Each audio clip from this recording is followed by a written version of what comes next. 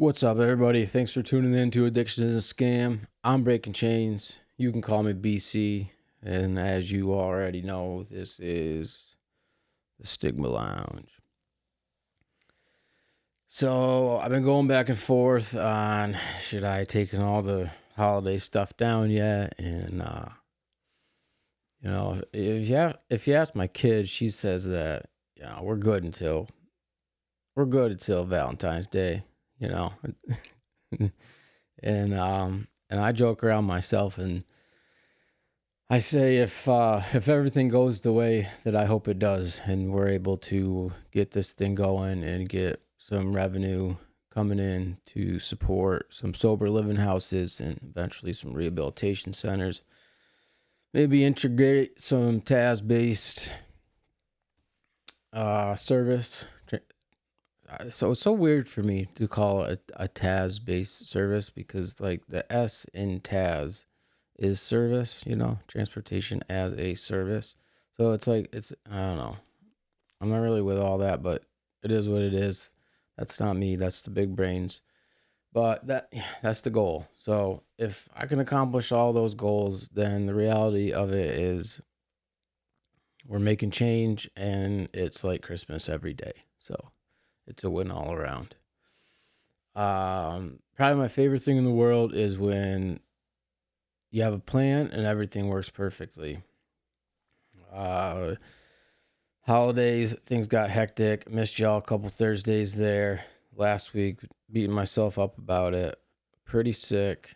I don't know if it was just like some winter allergies. I don't know if it was like maybe like a flu type. I don't know.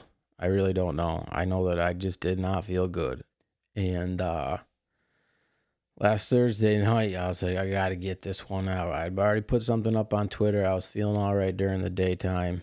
I'd taken a Zyrtec, which I don't love taking that too much. Just, you're not supposed to live on it. So anyways, I was feeling good at the time. Put it up. Don't forget, tune in tonight. Get your first little installment of a little deep dive I've been doing into things.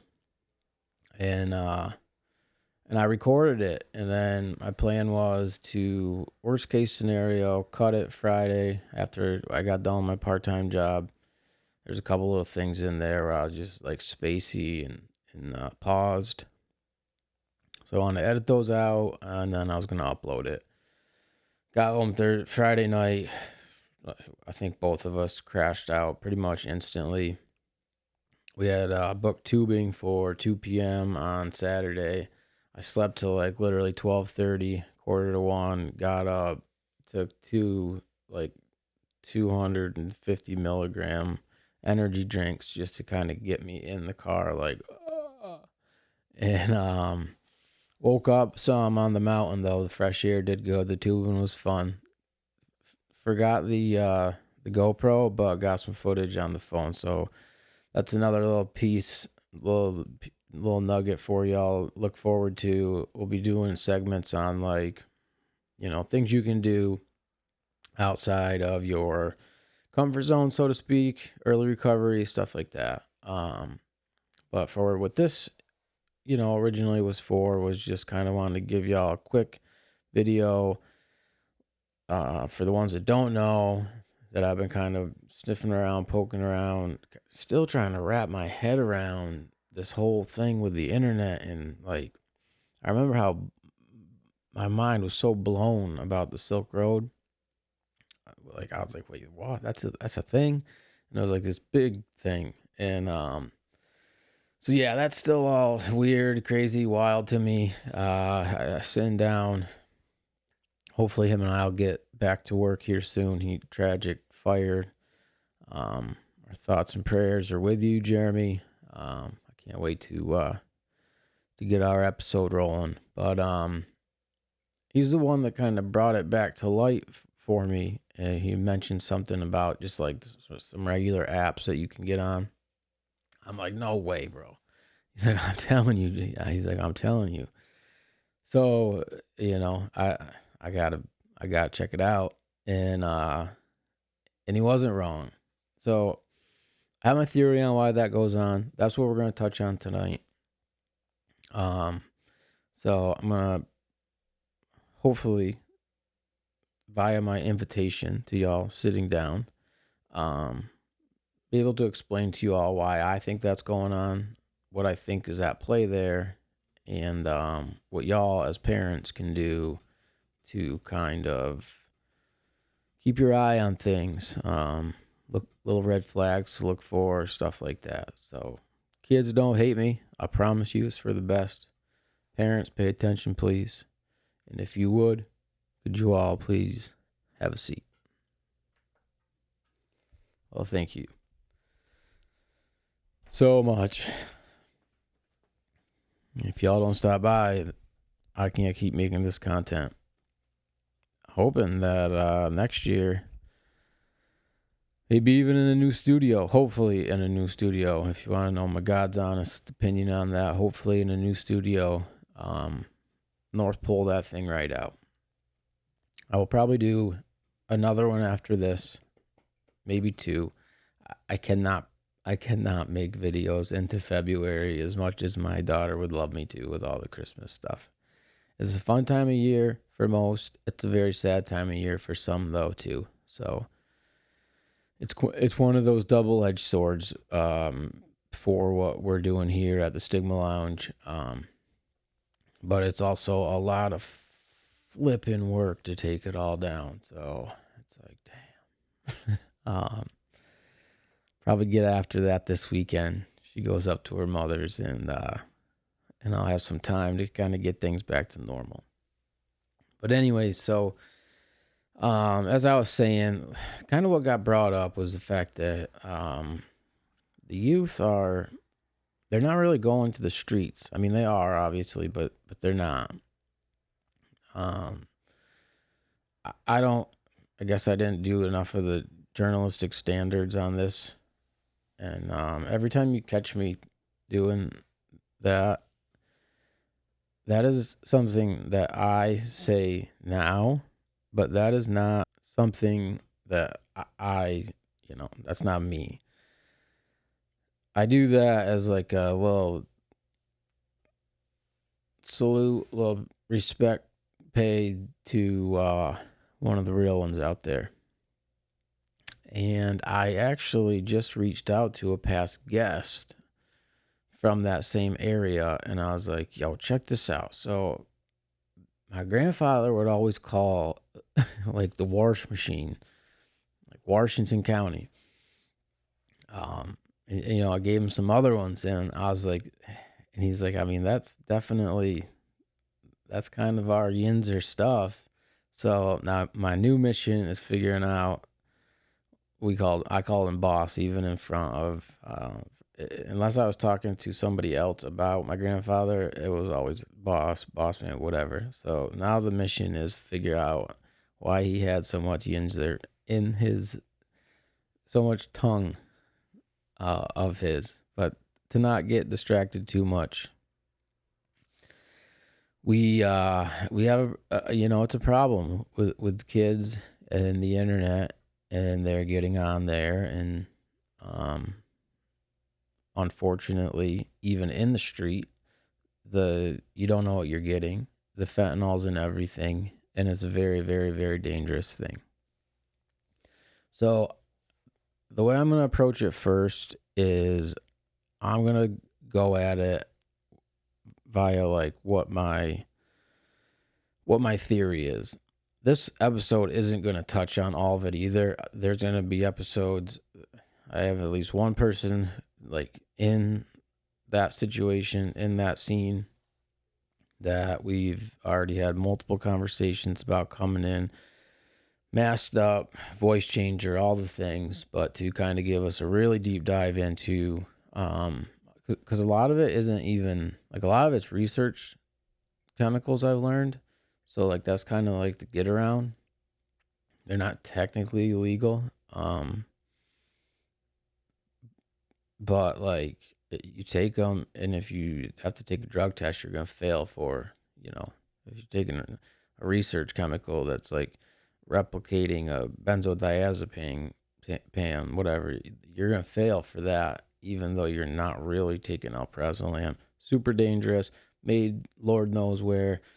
Kids, just stay away from it. Uh, if for some reason you find yourself there, please do us all a favor, especially your family. Take the extra flipping $10 and get yourself some damn test kits.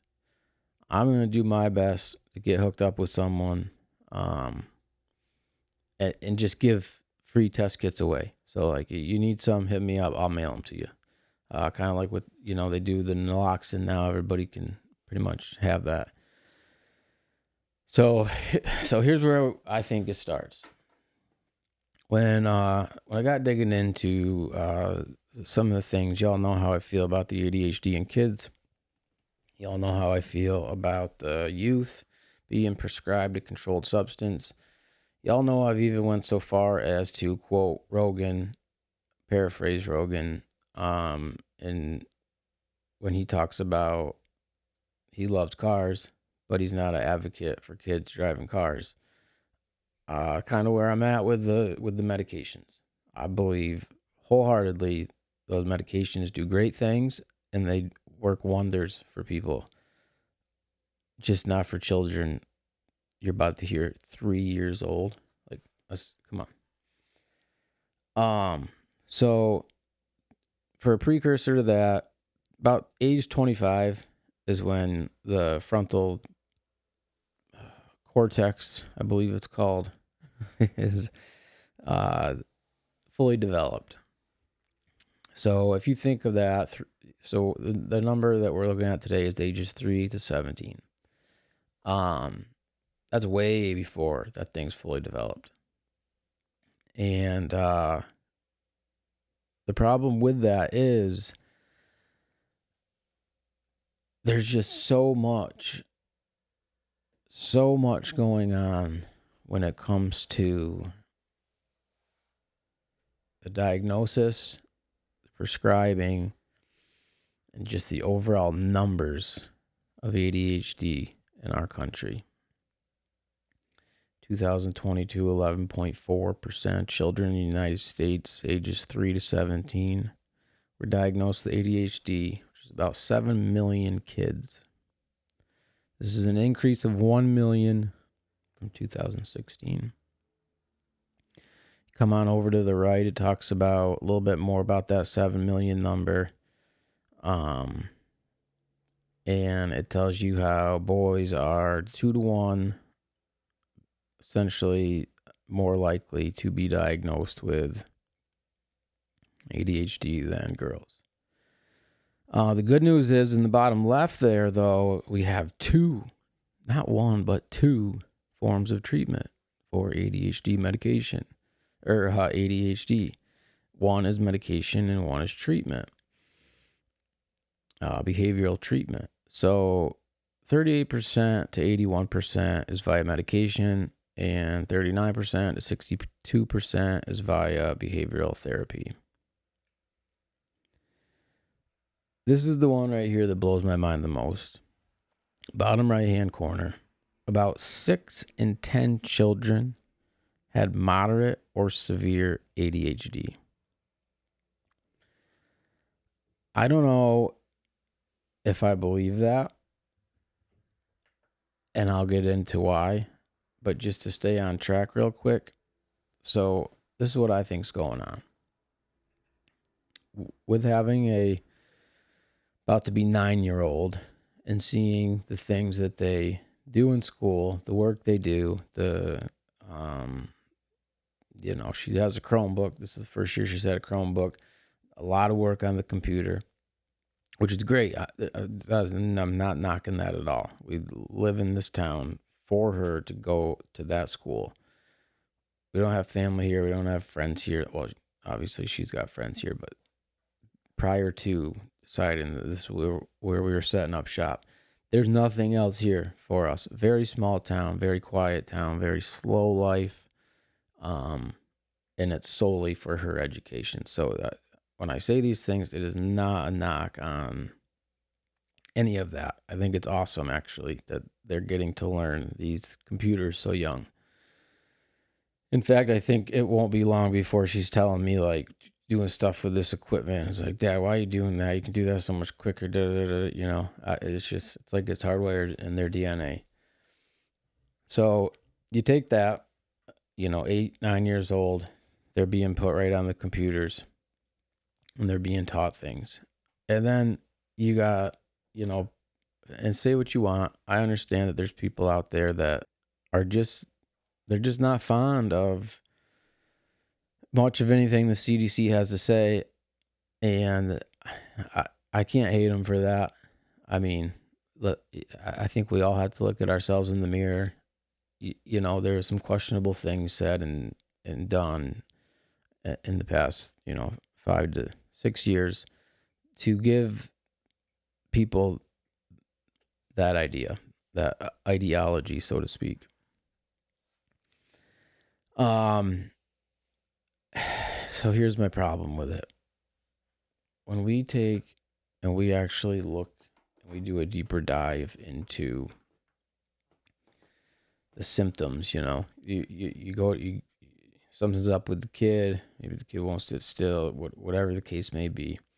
And you just had enough, maybe very mother and father both, let's just hypothetically say they're still together, which is rare these days. Good jobs, busy, not a lot of time with the kids, just, so they're kind of at their wits' end when they get home anyways, borderline burnout from work. And so maybe it gets on their nerves. This is all hypothetical stuff. Maybe not. Some of these children, I think, are fallen victim to the fact that their parents aren't together. So there's some depression in the mix. Why wouldn't there be? When your mom and dad aren't together, like so-and-so's mom and dad are together, of course that's going to bring about sad thoughts. It's just human nature. We're going to go over this real quick because it's quite a bit, but we can do it kind of fast. So depression, anxiety, and ADHD can share several overlapping symptoms, making it a challenge to distinguish between them without a thorough evaluation. Here are the commonalities. Emotional symptoms, irritability, low motivation, and mood swings. All three of those things are present in all three of those things. Irritability is present in all three conditions, though it may stem from different causes. For example, frustration and ADHD, restlessness and anxiety, and hopelessness and depression. The low motivation, common in depression, and can also occur in ADHD due to difficulty sustaining focus. And then obviously we can see where the anxiety would come into that. For mood swings, ADHD, impulsiveness, depression, low mood, and anxiety, just that overwhelming, I'm not accomplishing nothing. Your cognitive symptoms are difficulty concentrating. That's like the one, that everybody feels.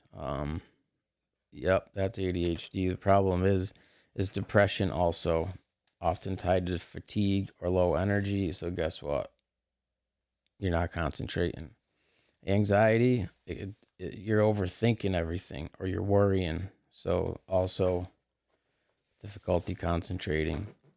All the way down to your physical symptoms, restlessness, ADHD, a core symptom manifesting as hyperactivity or fidgeting, anxiety related to nervous energy or unease, and depression can occur as agitation in some cases.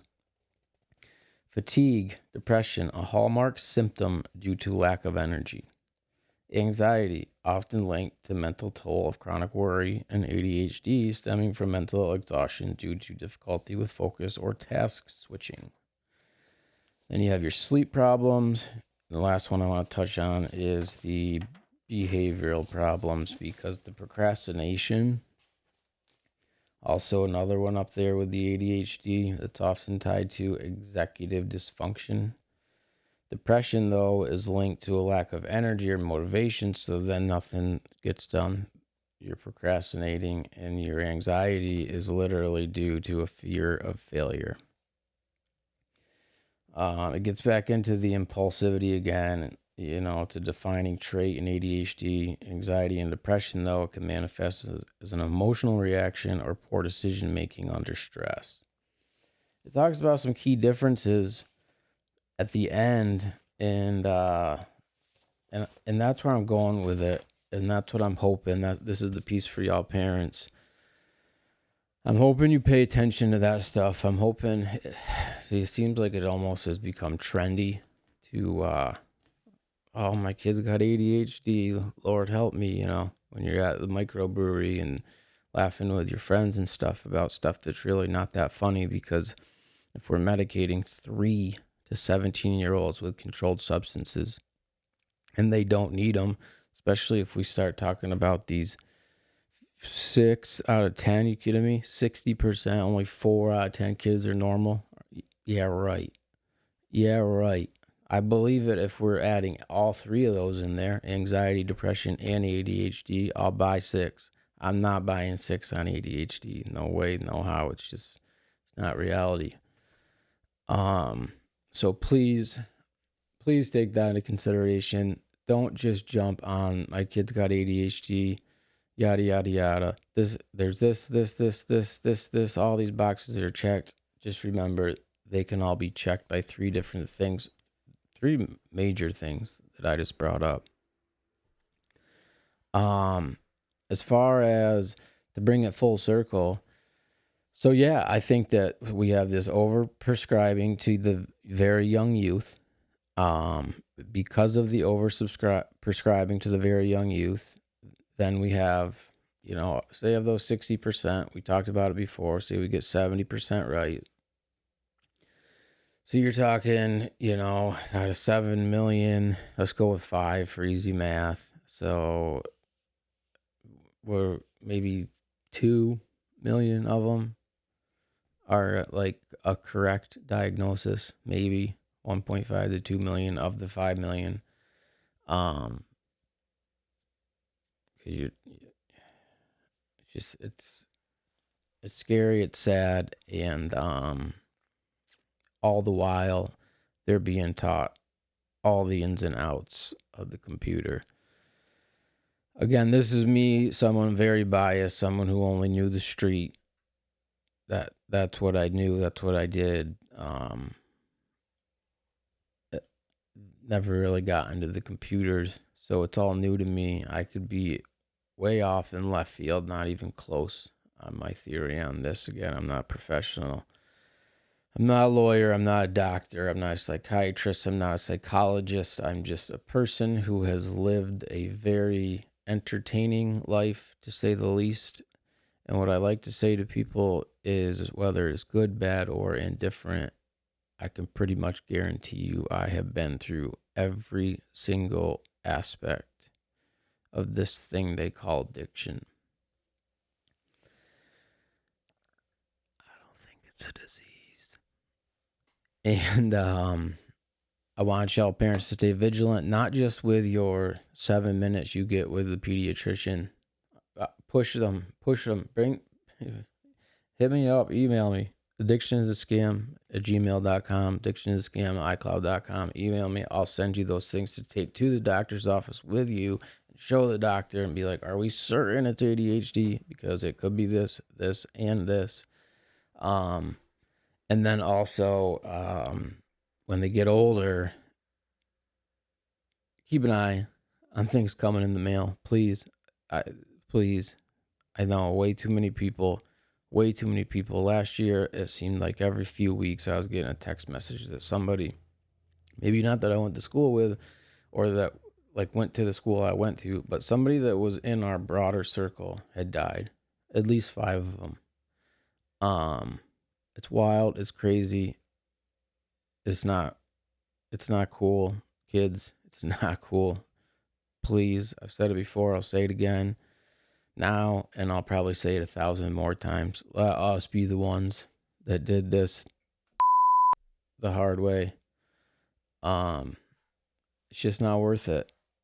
I guarantee you, even if you can find yourself something on that internet, you don't know all these people.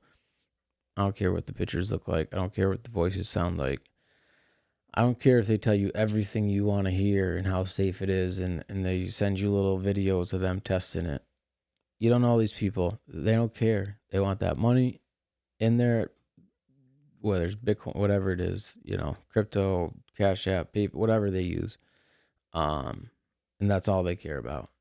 And if you catch some sort of buzz and you're going to come back, perfect. Well, guess what? They know for a fact fentanyl will give you some sort of buzz. So odds are you're probably going to get that. Get yourself test kits if you're going to be crazy. The last thing I want to touch on, because I just, like I tell y'all, there's only a couple people in my life that I know would do the same for me that I'll do for them. And the